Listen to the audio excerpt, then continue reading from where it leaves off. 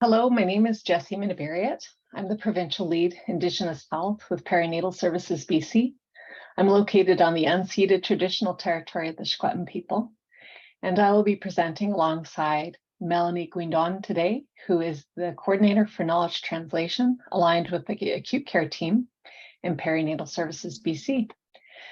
Today, we plan to provide an overview of the key changes to the BC Labour Partogram. It presents the fields as they appear on the 2010 version of the record, as well as the updated fields on the 2023 version. We are grateful to those who contributed to the updated partogram. There has been robust engagement with both internal and external partners, inclusive of 5 hospitals, 5 midwifery clinics, and interprofessionals from various areas of the province. And with those contributions, we've been able to also partner with health authorities to ensure alignment with sites that are using electronic systems. We'd like to acknowledge the Perinatal Services BC head office is privileged to be located on the occupied unceded traditional territory of the Coast Salish peoples, including the territories of the Musqueam, Squamish, and Tsleil-Waututh nations. When we do territory acknowledgement, we also see this as an opportunity to share our commitment to reconciliation. Perinatal Services BC recognizes that we have a significant role and opportunity in decolonizing clinical pathways, guidelines, and forms, and ensuring we highlight and share information and teachings that uphold Indigenous peoples' birthrights. So before we begin sharing the updates on the partogram, we'd like to also take a few moments to share findings specific to Indigenous women and girls from the In Plain Sight Addressing Indigenous Specific Racism and Discrimination in BC Healthcare report, published in 2020. Finding 3 in this report told us that Indigenous women and girls are disproportionately impacted by Indigenous specific racism in the healthcare system. This is in relation to their continuing role as matriarchs and caregivers. It is recognized that Indigenous women interact more extensively with the healthcare system than Indigenous men, and more regularly for intimate needs related to reproductive health. The report stated that there are insufficient measures in place to address the unique oppression, violence, risk, and racism experienced by Indigenous women and girls in healthcare. The In Plain Sight report is just one of many reports that describe the deplorable experiences Indigenous women and girls experience in the healthcare system. The First Nations Health Authority, Sacred and Strong, upholding our matriarchal roles, share truth that the Western or mainstream perinatal health services and practices have historically placed an overemphasis on physical aspects of care and often minimize the more holistic approaches to care, which also include emotional, mental, and spiritual health considerations. In addition to the FNHA Sacred and Strong report and the In Plain Sight report, the final report of the Truth and Reconciliation Commission, Reclaiming Power in Place, the final report of the National Inquiry into Missing and Murdered Indigenous Women and Girls, the report of the Royal Commission on Aboriginal Peoples, and the Tanishikai Métis Public Health Surveillance Program Baseline Report have also provided data that has proven that the basic rights of Indigenous peoples have not been respected, and that the healthcare system continues to perpetuate Indigenous-specific racism, resulting in harm, neglect, misdiagnosis, and even death of Indigenous peoples. These reports provide evidence and data that the healthcare system can no longer ignore. In response to these reports and the calls to action and recommendations, the BC government passed the Declaration on the Rights of Indigenous Peoples Act that aims to respect the human rights of Indigenous people. Then, in line with this, the Health Standards Organization collaborated with Indigenous partners and created and released the BC Cultural Safety and Humility Standard that helps governing body members and organizational leaders identify, measure, and achieve culturally safe systems and services that better respond to health and wellness priorities of Indigenous peoples and communities, regardless of where they are located.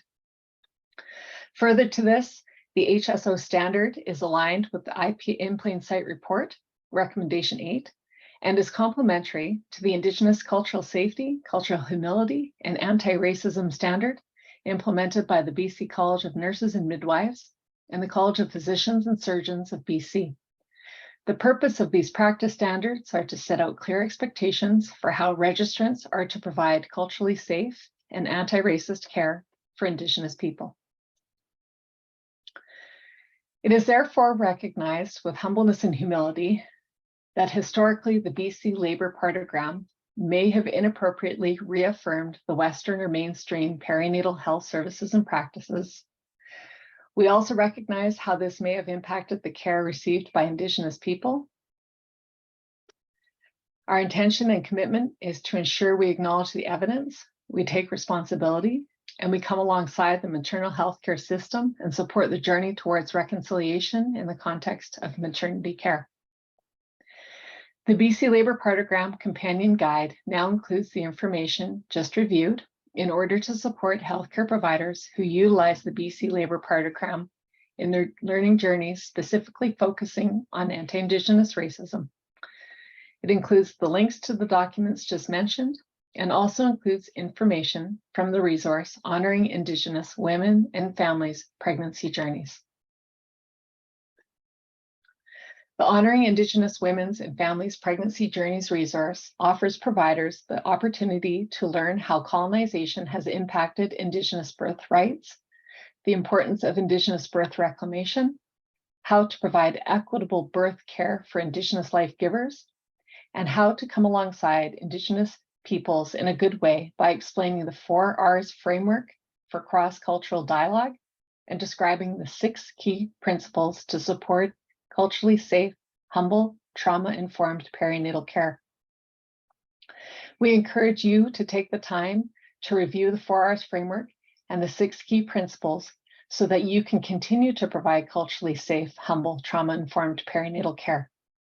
By embracing the teachings from this resource, providers will have an ability to ensure clinical perinatal care is provided in a way that might establish trust and demonstrate respect towards Indigenous peoples, further upholding their autonomy and right to self-determination.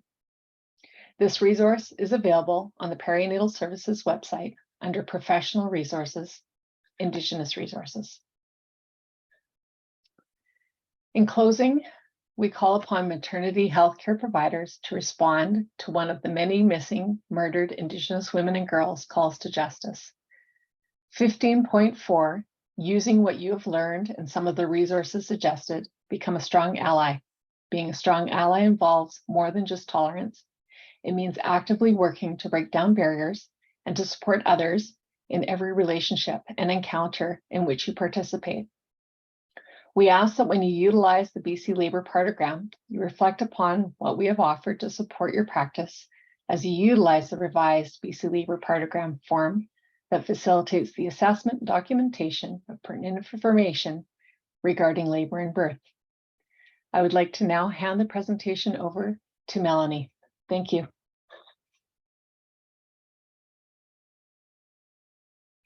Thank you so much, Jessie, for such an insightful opening to this BC Labour Partogram update today.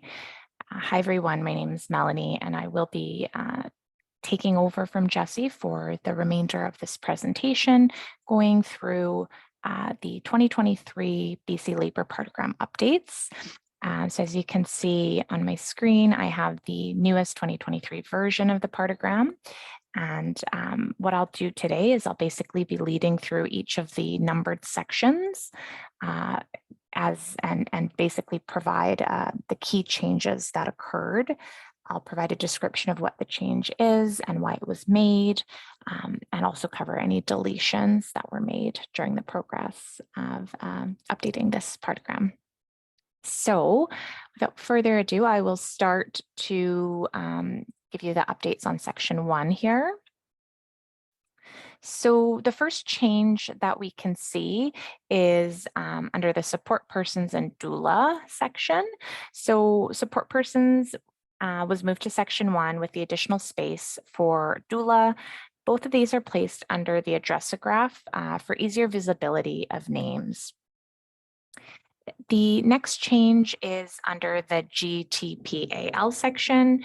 We had this field change to add parity, and this was to improve the obstetric history. Another change we made here below this is under gestational age. So for this field, we changed this the space to include the weeks as well as days so that we could document the gestational age of the pregnancy with greater precision. Next up, we have the pre-pregnancy BMI, which is a new field that's been added in the 2023 version of the Partogram. And this field was added to document the pregnant person's pre-pregnancy body mass index. A few deletions have been made to section 1. So the first is the removal of the last drink section.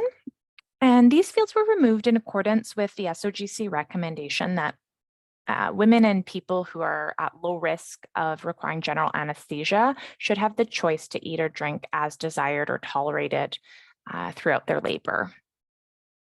The other deletion that you can see from section 1 is the MEC noted section. And this field was deleted to avoid duplication of charting, as meconium can be documented in the amniotic fluid color field. So that would summarize the changes for section 1 of the Partogram. I will move on to section 2. So for section 2, everything in this main area has remained unchanged. The main changes that we've made are actually just on the right-hand side here. So for the risk factors concern section, we moved that from section 1 in the previous 2010 version down over to section 2 with offering more space to document risk factors concerns. And it's in a section that's a bit easier to locate the information. The next section is 3 new additions. So this induction of labor section has been added with the inclusion of the start date of induction, as well as the reasons and methods of induction. So these fields were added to document whether labor had been induced in a yes or no fashion, when the start date of the induction of labor was, and the methods that were used for inducing the labor. So that summarizes the changes for section 2. I will now move on to section 3. So for section 3, the first thing you'll notice is the change in location here of the contractions section. So previously contractions were in section 4 and fetal assessment was in section 3. We've changed the order of that to better reflect the recommended systematic approach in assessing uterine activity and the uterine environment first, then the fetal assessment, followed by classification. And so this reflects the 2020 SOGC fetal health surveillance recommendations. So a little bit of a change in the look. However, most of what is here is unchanged. The only addition we've made otherwise to section 3 is the addition of intrauterine pressure catheter and being able to chart in Montevideo units here for those patients who have an intrauterine pressure catheter in place. So moving on to section 4, this, other than being in a new spot, section 4 was previously in section 3, so we have just moved it down. It is otherwise completely unchanged. Now section 5 is our meds and treatment area. And with this part of the Partogram, we have added we've made a change to the oxytocin section here. And this field was moved from the medication area for documentation And it was changed from being featured both on pages 2 and 3 of the partogram to being included only on page 2 in order to avoid that duplication in charting. There are still several lines to include other medications that may be given during the labor. I will move on now to the updates for section 6. So for section 6, the changes that were made, the first is the temperature documentation, which was moved to have its own line, as you can see here, rather than the graphic chart. And this is to improve the readability of the documented temperature. For non-pharmacologics, we did change that field to being called comfort measures. And we also did add a comfort measure, which I will cover just when I head over to the next page and we look at the legend. The other changes that were made is that urine and blood sugar now have their own line. Previously, they both shared a line in the 2010 version, and there's the ability to chart this in 30-minute intervals. Finally, here we've got the regional analgesia section, which is section 7. And we've added here the addition of the continuous infusion rate line. And this is to document the current continuous infusion rate of an epidural analgesia or other regional analgesia that may be used. Additionally, we did make some subtle changes. So for type and timing of analgesia and doctor called at and doctor arrived at, these fields were changed from being featured on both pages 2 and 3 of the partogram, or hours 1 to 6 and 7 to 12, to only being included on page 2. And this is, again, in order to avoid that duplication in documentation. And finally, the last change here is under the number of boluses attempts over given. So this was changed to offer further clarity on what to document in this section, which is the number of boluses attempted by the patient compared to the number of boluses given to the patient. So this will be the summary of changes that occurred to the page 2. I'm going to move on now to the next section and the next page.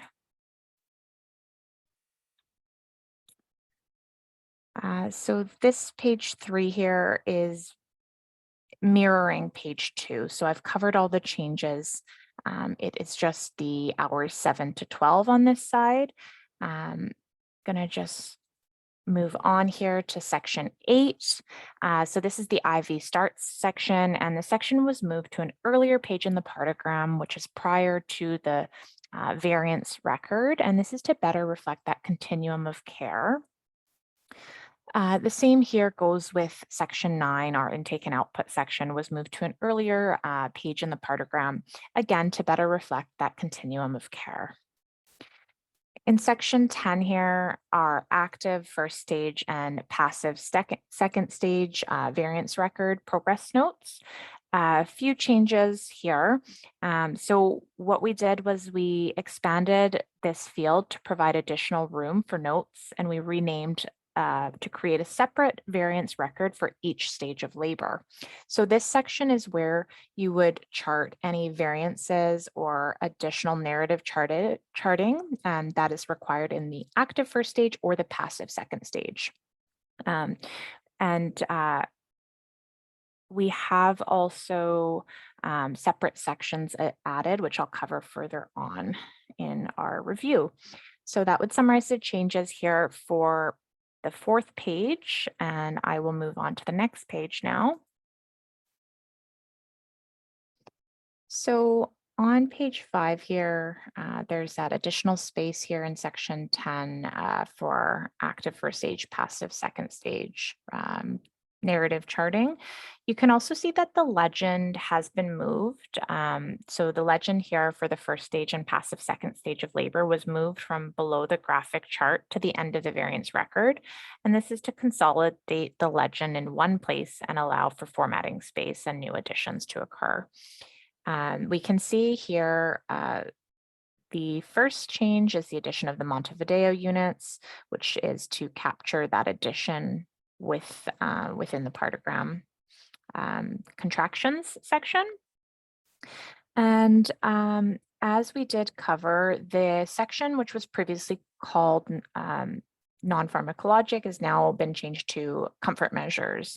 And we can see this addition of PS, which is psychosocial support. And I just wanted to spend a minute to sort of expand on this point. So the addition of psychosocial support, Jessie really has provided a very impactful introduction into this presentation and a tangible way that frontline clinicians can help do our part in decolonizing birthing. So with that, Jessie shared a variety of different tools that we can use and reports that exist. And so with psychosocial support, some examples within this section of providing psychosocial support to Indigenous peoples may involve asking birthing people if they have any traditional medicines they would like to use, if they would like to have the presence of an elder throughout their labor journey. They may also want to engage in song or ceremony to help alleviate discomfort or fear. So, when clinicians are engaging with Indigenous families, we recommend using the 4 R's of cross cultural dialogue framework, which Jessie introduced earlier in the presentation. So, that is respect, relevance, reciprocity, and responsibility. And engaging with families using this framework will help build trust, and it supports a culturally safe space for Indigenous peoples and birthers and their families. So that addition, if there are other psychosocial supports given, there's room for sort of that narrative charting. But really, the idea here is that although the BC Labor Program very much is a physical assessment, it's a documentation record that supports that. We want to encourage clinicians to look beyond the physical and to assess the emotional, psychosocial, spiritual, and cultural well being of birthers during their labor. So the next piece I would like to touch on is our change here under regional analgesia. So regional analgesia, we changed the scale to using the obstetrical modified bromage score, or OB modified bromage score, for a more sensitive scale, with the addition of the step test. And so I'm just going to switch screens and dive a little bit more detail. But before I do that, what I will say is that the reason that we switched to the OB modified bromage score is that this scale is designed for assessing the readiness for ambulation in a pregnant person who has either, an epidural or a combined spinal epidural. This scale is more sensitive to test and is designed to test balance and the strength of the larger muscles of the legs, being the quadriceps and hamstrings, for that readiness to ambulate. And so this scale will help support clinicians to hopefully be able to safely ambulate birthing people who have regional analgesia in place. So just going to jump into sharing another screen for a moment.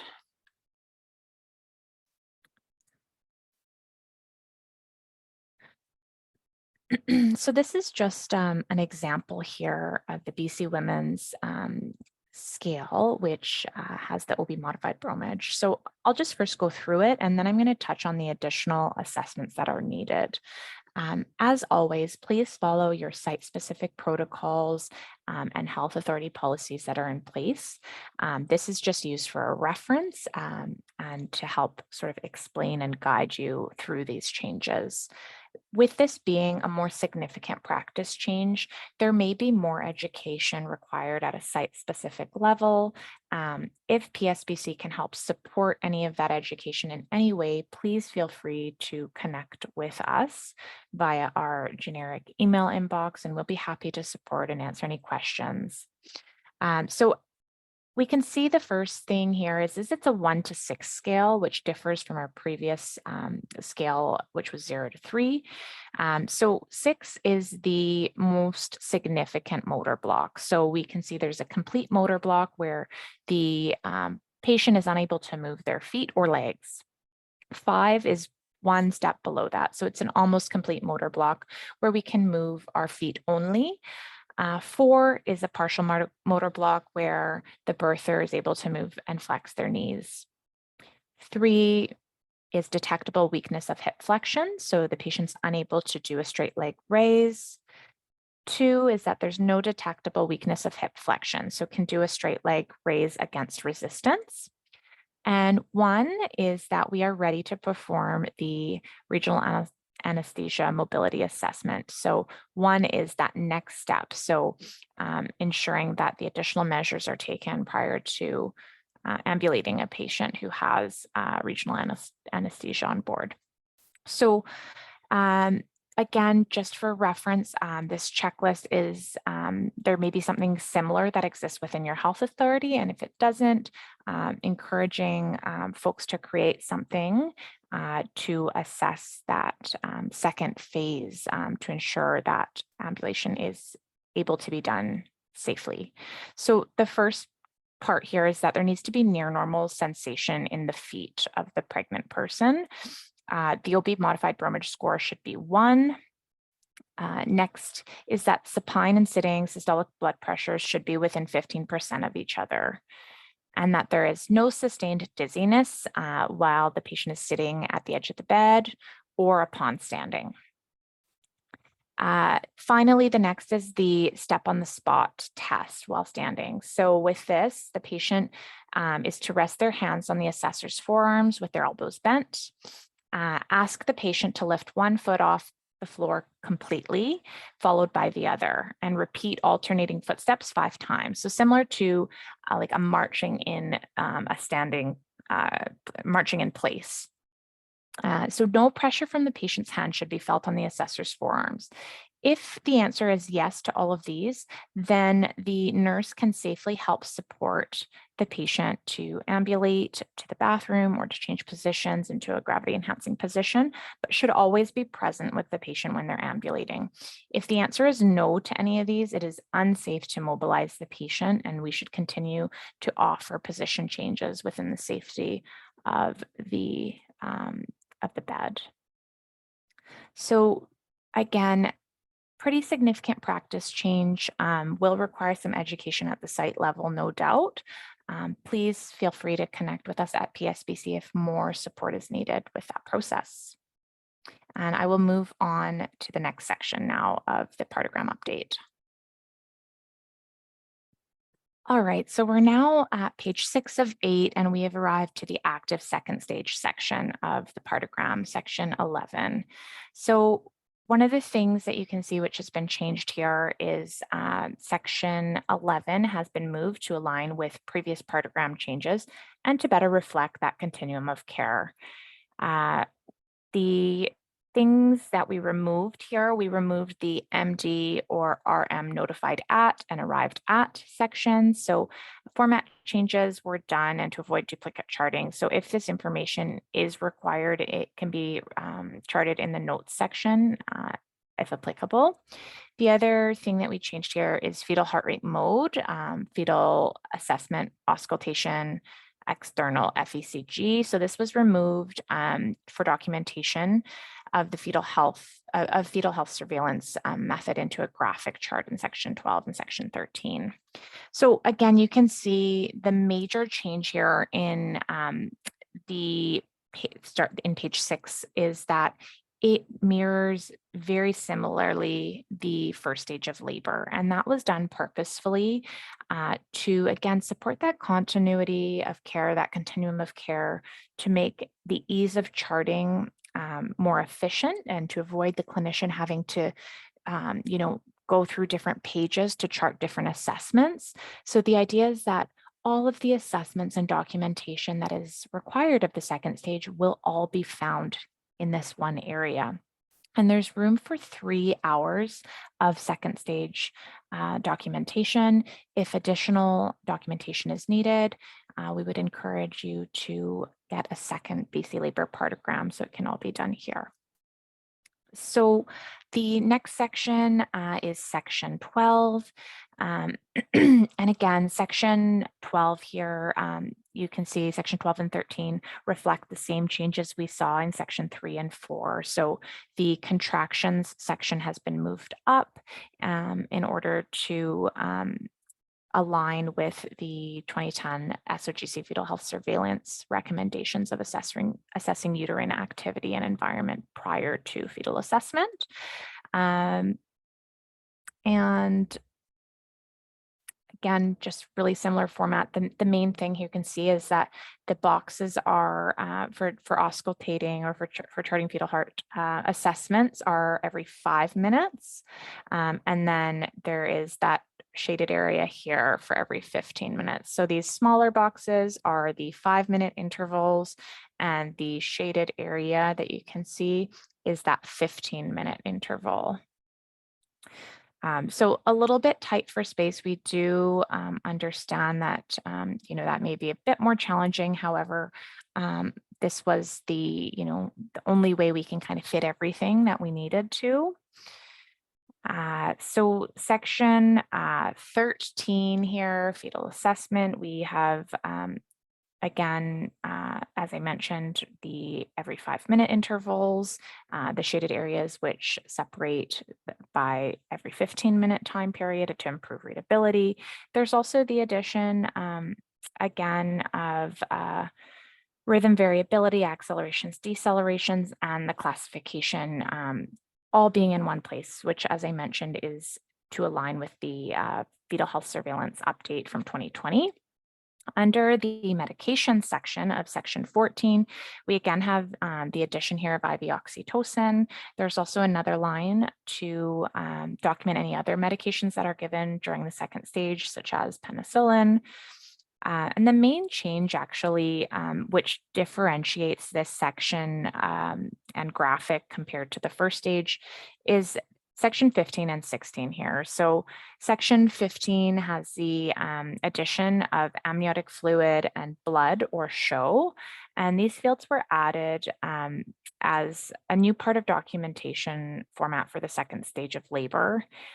It is now recorded in the second stage, and the intervals are at 30-minute intervals that this should be assessed. The descent section was added to capture the fetal station in 30-minute intervals during that second stage of labor. Again, this is just to cue the clinician to still be assessing amniotic fluid, color, odor, amount, same with blood or show, and again, to be assessing station. So during that second stage that we are seeing that there is descent of the fetal head. Oh, sorry, jumping ahead there. Section 17, we have the addition of the maternal vital signs section, temperature, comfort measures, activity position, urine, and blood sugar. Again, this aligns with the first stage documentation, so it looks identical to that. However, maternal assessment is now recorded in the second stage of labor using that same table style. Section 18, there is the regional analgesia. And again, the addition here is that these fields were all added. They mirror the documentation that occurs during the first stage of labor. And again, prompting clinicians to not drop off doing these assessments during the second stage. So there's somewhere that is right there for the clinician to see in order to be reminded to continue to do these assessments. So really the main, format change and style change is that of the active second stage, which now more similarly mirrors the first stage. So I will move on now to page 7 of 8. So section 19 here, you can see that there is a variance record, progress notes section for the active second stage. And this area was expanded to provide additional room for notes, and it was renamed to create a separate variance record for each stage of labor. Under the assisted vaginal birth, really only minor changes, nothing significant.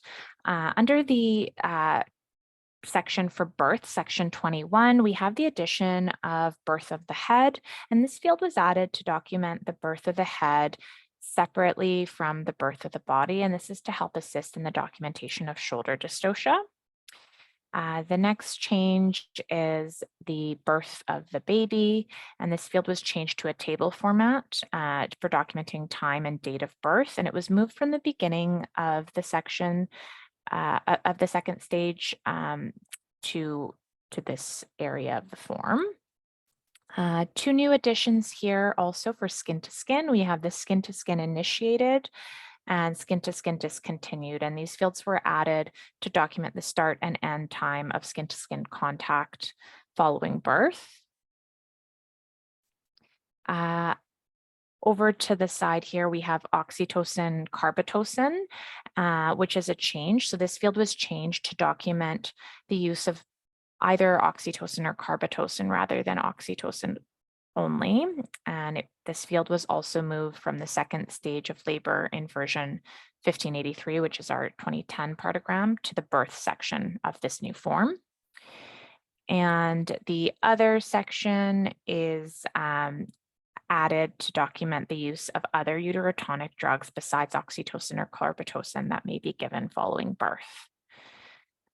Finally, the last 2 additions here are deferred cord clamping and cord clamped at. So these fields were added to document if umbilical cord clamping was deferred or delayed following birth.